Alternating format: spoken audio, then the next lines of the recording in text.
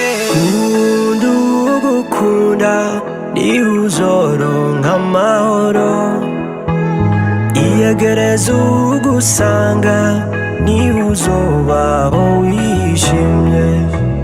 Uwo niwe mwana nakunze tukiri bato nkora ku mutima, ibihe biraza bikagenda ariko urukundo ntirushira. Nahoze nsaba Imana kugira urugo rwiza shenge, nayo kubana nawe iwanje n'ibyishimo nawe urabibona.